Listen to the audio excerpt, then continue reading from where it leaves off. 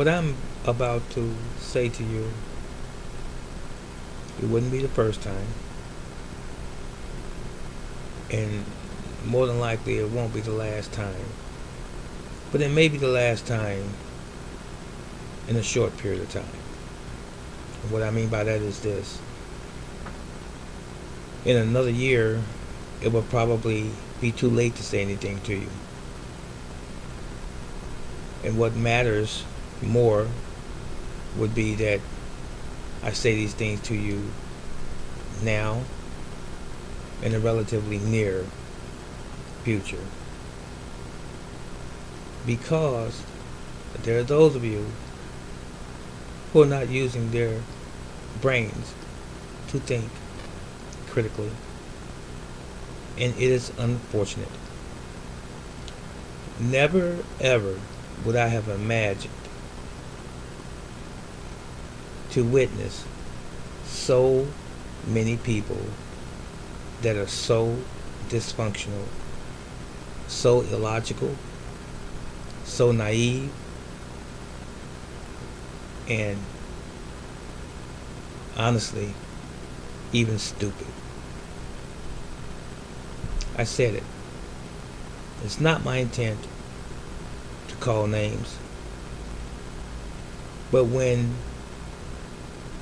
people who are supposed to have a reasonable portion of intelligence don't exercise it, or can't find a way to exercise it, sometimes someone has to speak out from amongst the masses and try to get you to think, to try and open your minds, to get you to open your mind.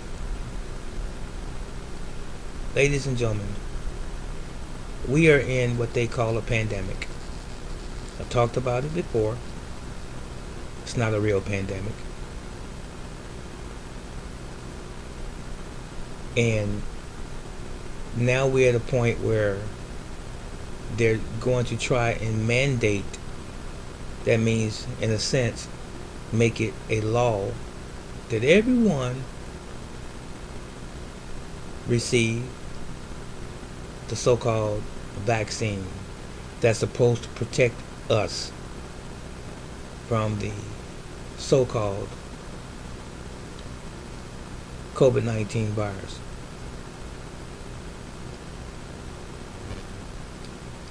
I have to pause for a moment because as I began a moment ago to express how so many people are ignorant to what's going on. When, ladies and gentlemen, have you ever known a group of individuals that comprise what we know as a government? When have you ever known them to care about the people on the bottom? When have you ever known them to care about the poor, the working poor, and even the middle class, which is soon to not exist anymore? When have you ever known the wealthy, the elite, to care about the people on the bottom? If they ever have, and if they do in your mind, how do they show it? And how have they shown it? Their concern. We watch television, and most of you are familiar with what a television is. And the television is full of programming. You ever watch a movie and it says your program will begin in a moment? Program. Better think about the words. They mean something. Now, who controls the media? The written media, the audio aspect of the media, and the video aspect of the media. The news on television, the radio, in other words, and the newspapers, and the articles, and the internet as it relates to the media. Who controls that? Have you ever studied? Have you ever did any research into that? I am not going to sit here and attempt to give you all of the answers to anything. You know why? Most of the time when you give people the answers to their ills, they don't follow it anyway. They don't go and try to research it and do that due diligence and go behind you anyway. So what's the purpose? But I will say this, I will give you generality, some specifics, in an attempt to get you to go and do the rest of the work. If you really care. You see, if you really care, you'll do it. But when someone does it for you, you won't do it. That's how you can separate those people who care and those who don't. The work that they put in. And it is apparent, it is obvious that most of you haven't put any work in. You would rather someone from a television screen watching the news tell you that something exists and you have to do XYZ to protect yourself, but you don't know if it exists at all. How many of you know of a scientist or a doctor that has done any type of research into this virus? Let me fast forward past what I just said and get to the crux of the matter. I'm going to say this to you out of love and admonition. I'm going to say this to you out of concern.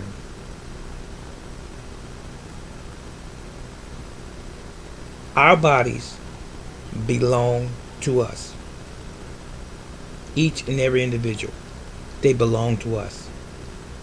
Anytime you allow someone outside of you to start tampering with, to include injecting and cutting on you, and putting so-called medicine in you, you're asking for a problem. You need to more be concerned about that than a so-called virus. Why do you need a swab that's about yay long, stuck all the way up your nostrils, when you can take a DNA sample right out of the saliva in your mouth? I worked in medicine, I know. I worked in nursing, and I know. There are some fundamentals or some basics that you must have. You don't have to be a whiz at science. You don't have to be a nuclear physicist. You don't have to be an epidemiologist, a virologist. You don't have to be all of that. The smoke and mirrors. You just need to know the basics. Now, why is it that in time past and years past, throughout our history of medicine, it's taken the better part of 5 years or more to come up with any type of vaccine, and they came up with a vaccine 8-9 months. Now they're pushing it out, trying to get people to take it. Why? Did they tell you what's in it?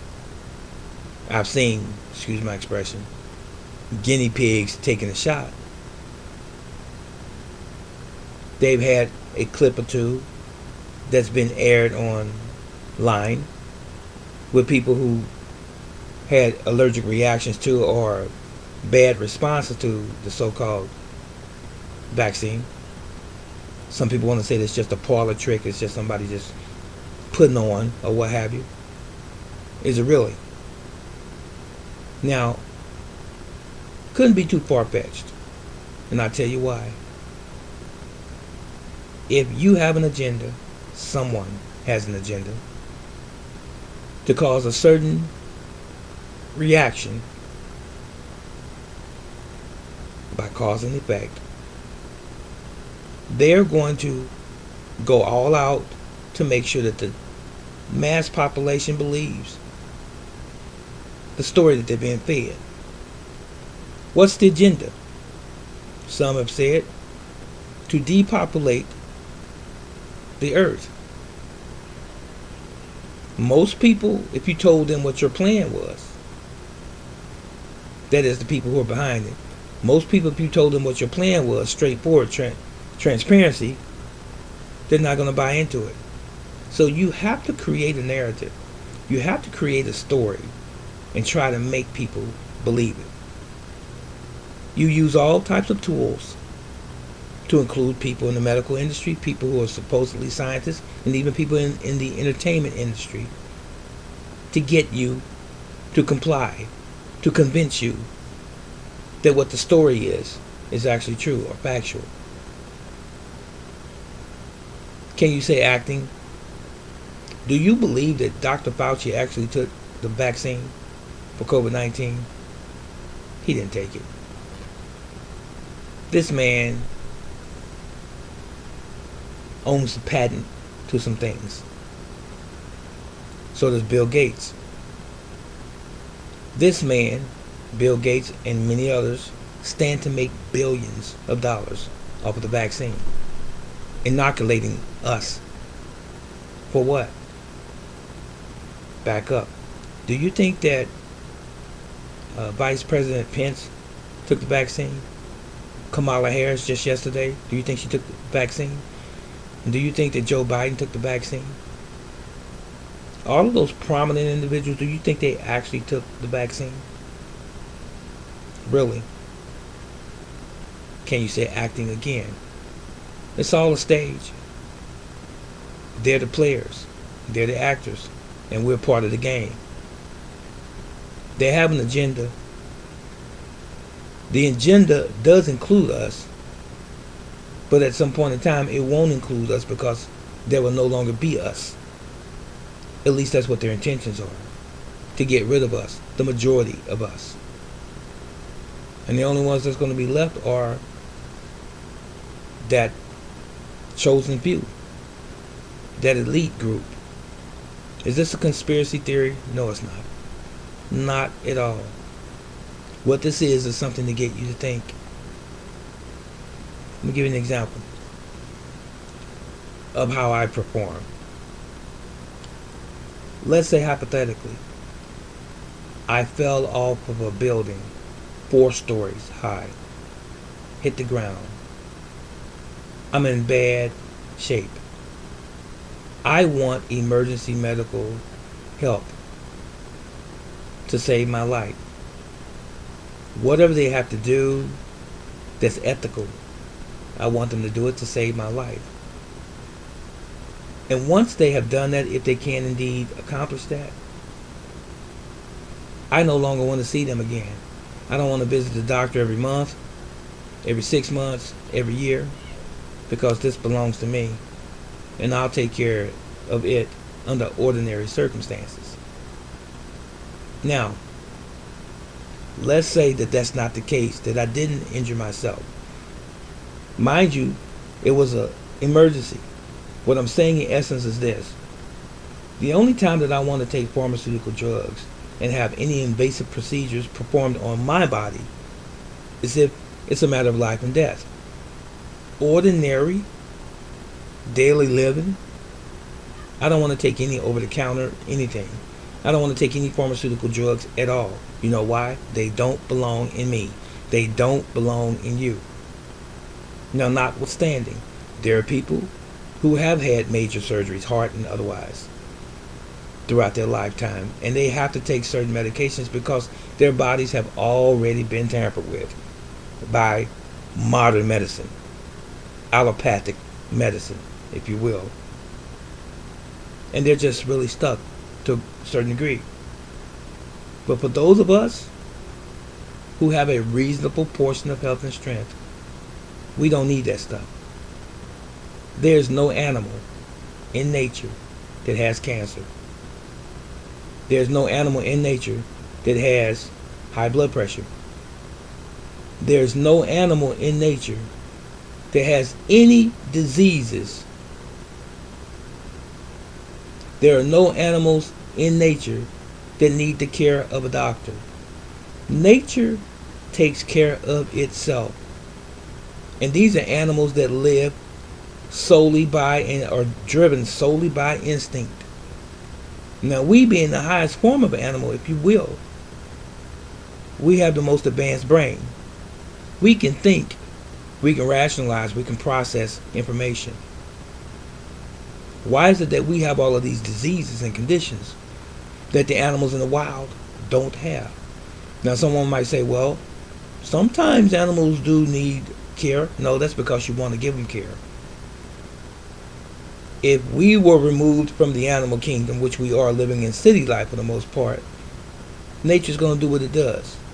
If an animal breaks its leg, it's going to die. It was supposed to. Or it's going to live with a bad leg or a joint or what have you.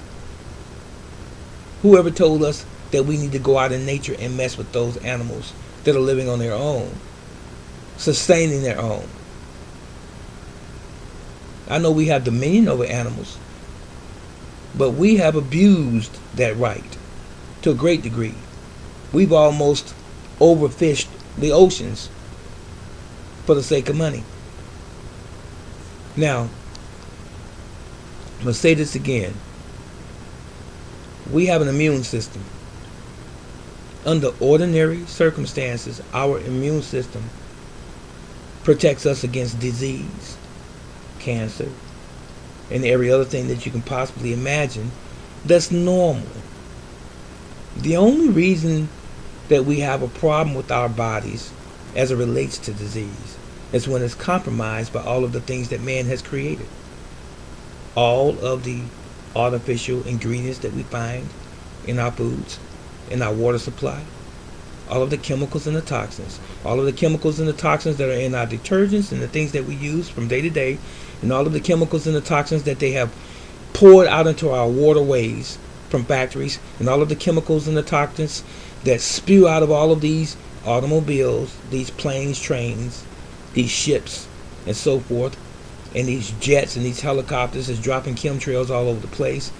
All of this waste, this manufactured waste, is not normal to the human body. So we are susceptible to disease, to cancer, and so forth. But not by our design, but by the design of those people who are making money in these corporations. So what's a person to do? What's a man or woman to do? The only thing that we can really do is make sure that we take care of home. Do the very best that we can, the utmost that we can possibly do, I should say, to stay healthy. We have to go on a journey and be on that journey to good health. Because the people who run things, the food manufacturers, the medical industry, doesn't care about us. They're giving us the image or the appearance that they do, but they really don't. If the food industry, for example, to qualify what I just said, if the food industry cared about us, then why, after all of these decades of complaining about chemicals in foods and artificial this and that in our food supply, are they still in the food? Why are these chemicals still in our food? We know why. Keeps it longer in the store so that you can buy it and consume it, because we're consumers. Now, if doctors really cared about you, if hospital and medical industry really cared about you, why would they continue to make all of these chemicals in laboratories and inject them in us and cause us to have to swallow these pills and these potions when they make us worse than we were before we took them? Some things do cure, some things maintain.